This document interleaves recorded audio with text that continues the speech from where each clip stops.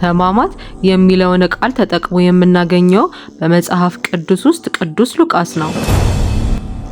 ጌታችንና መድኃኒታችን ኢየሱስ ክርስቶስ ከሰማየ ሰማያት ወርዶ 3 ዓመት ከመንፈቅ ከቆየ በኋላ አይሁድ ለምቀኝነት አያርፉምና በሰንበት ቀን ድውያንን ፈወሰ፣ ሰንበትን ሻረ፣ የሰማይና የምድር ንጉስ ነኝ እያለ ሕዝባችንን ያውካል ብለው ከሰሱት። ሰላም የኢልማር ሚዲያ ተከታታዮች፣ ሄርሞን ነኝ። እንዴት ናችሁ? እግዚአብሔር ይመስገን እኔ በጣም ደህና ነኝ።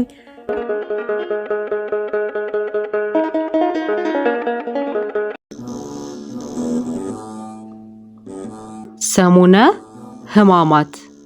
ሕማማት ማለት የግዕዝ ቃል ሲሆን ንዳድ፣ ትኩሳት፣ ሐዘንን፣ ጭንቀቶችን፣ መከራዎችን፣ ወዮታዎችን የሚል ትርጉሞችን ይሰጣል። የክርስቶስ ሕማማት ማለት ግን ስለ ሰው ልጆች ሲል የተቀበለውን ስቃይና መከራ ጭንቀት ነው። ሕማማት የሚለውን ቃል ተጠቅሞ የምናገኘው በመጽሐፍ ቅዱስ ውስጥ ቅዱስ ሉቃስ ነው።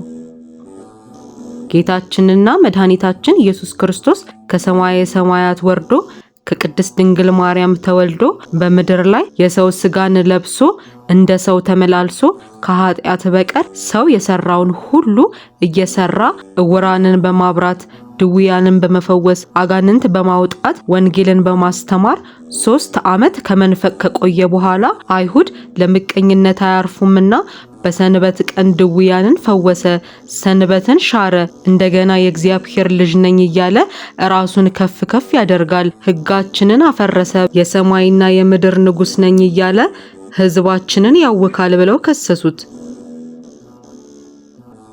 እያንዳንዱ ኦርቶዶክሳዊ በሕማማቱ መግቢያ በሆሳዕና ዕለት እንደሞተ ሰው ጸሎተ ፍትሐት ተደርጎለት ሙሉ ሕሊናው ወደ ብሉይ ኪዳን የሰው ልጆች የፍዳ ዘመን ተመልሶ በትንሳኤው ደግሞ ከክርስቶስ ጋር እንዲነሳ ቤተክርስቲያናችን የጌታችንን ቁስሏ ሆኖ ስለሚሰማት አብዝታም በጾምና በጸሎት በስግደት ታሳልፋለች። ኪርያላይሶን እየተባለም ይሰገዳል። ኪርያላይሶን ማለት አቤቱ ማረን ማለት ነው።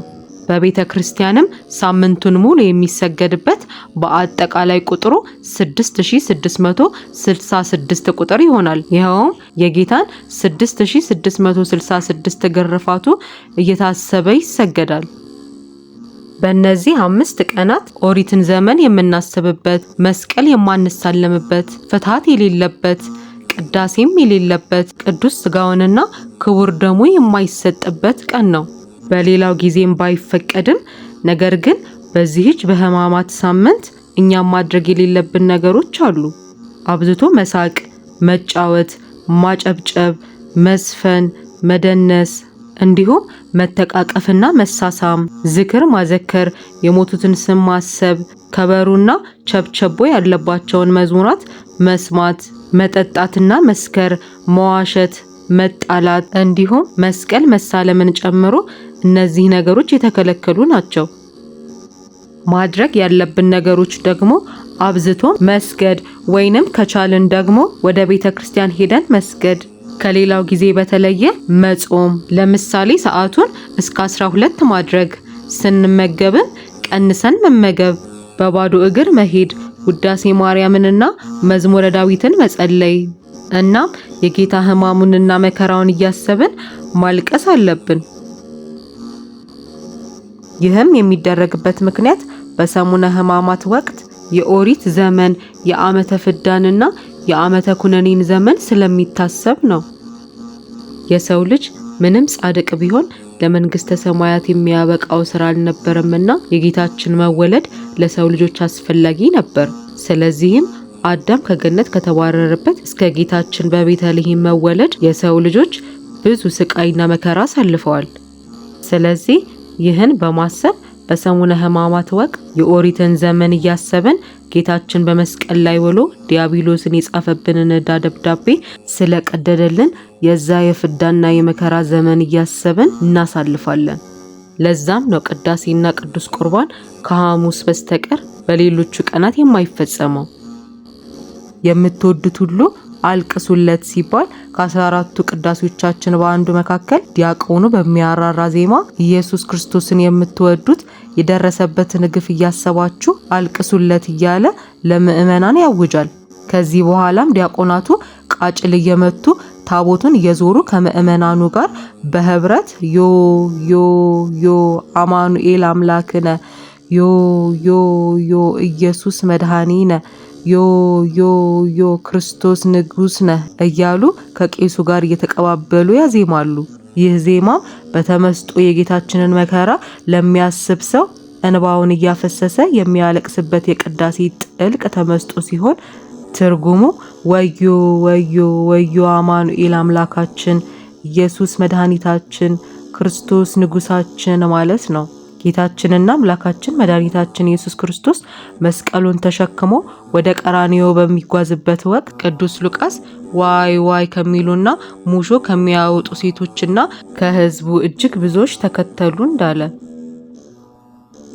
ጌታችን መስቀሉን በቆሰለ ትከሻው ላይ ተሸክሞ እየወደቀና እየተነሳ ሲሄድ የኢየሩሳሌም ሴቶች ያለቅሱለት ነበር እንዳለ እኛም ማዘን እንዳለብን ቅዱስ ጳውሎስ እንደ እግዚአብሔር ፈቃድ አዝናችኋል፣ የዓለም ሐዘን ግን ሞትን ያመጣል በማለት የእግዚአብሔር ልጅ የኢየሱስ ክርስቶስ መከራና ሞት አስቦ ማዘን ማልቀስ እንደሚገባን ነግሮናል።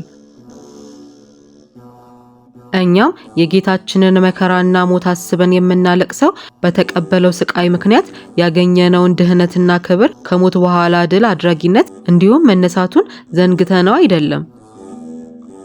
ይህን የምናደርገው የክርስቶስን ሞትና ነፃ የወጣንበትን መከራውን ሁሉ ጊዜ ደጋግመን አቤቱ ሞትህን እንናገራለን፣ ቅድስት ትንሣኤህንም እናወሳለን እያለን ቅዱስ ጳውሎስ እንዳዘዘን ጌታ እስኪመጣ ድረስ ሞቱን ትናገራላችሁ እንዳለን መድኃኔዓለም አማኑኤል ከትንሣኤው በኋላ ለዘላለም ስለ መከራውና ስለ ሞቱ እንድናስብ ስላዘዘን ነው እንጂ።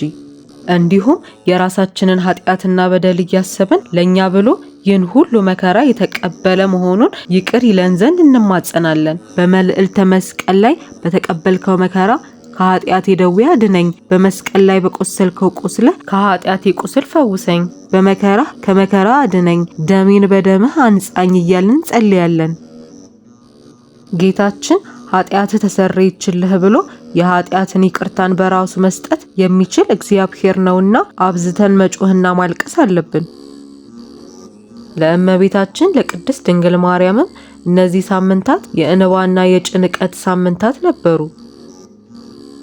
በምድር ላይ ካለው ፍቅር ሁሉ ጥልቅ ፍቅር ምሳሌ የሚሆነው እናት ለልጇ ያላት ፍቅር ነው። ፈጣሪ እንኳን ለፍጥረቱ ያለውን የፍቅሩን ጽናት ለመግለጽ የተጠቀመበት ማሳያ ነው። በእውኑ ሴት ከማህፀኗ ለወለደችው ልጅ እስከማትራራ ድረስ ሕፃኗን ትረሳው ዘንድ ትችላለችን? ከሁሉም ግን የሚበልጠው የእናት ፍቅር ማሳያ ልጇ በሚታመምበት ወቅት የሚኖራት ሁኔታ ከባድ ነው። የልጇ ህመም ለእርሷ እጥፍ ድርብ ሆኖ ያሰቃያታል። እንቅፋት ሲመታው፣ እሾህ ሲወጋው ይሰማታል። እድሜው ቢጨምርም እንኳን ለእናት ልጇ ሁልጊዜም ሕፃን ነው። በህመሙ መታመሟ፣ በስቃዩ መሰቃየቷ የሁልጊዜ እውነታ ነው። የጌታችን እናት ንጽሕተ ንጹሐን ቅድስት ድንግል ማርያም በዕለተ ዓርብ የተሰቀለውን የሕማሙን ሰው ክርስቶስን በእናትነቷ አይታ ምን ሊሰማት እንደሚችል እናስብ። ድንግል ማርያም በዛች ዕለት በእንባ በተሸፈኑ አይኖቿ ስታይ የዋለችውን ነገሮች እስቲ መለስ ብለን አንድ በአንድ እናስታውሳቸው። በቤተልሔም በግርግም በወለደችው ጊዜ በጨርቅ ጠቅልላ ያስተኛችውን ልጇን በዚያች ዕለት ግን በአደባባይ ልብሱን ሲገፉትና እርቃኑን ሲያቆሙ ታይታለች።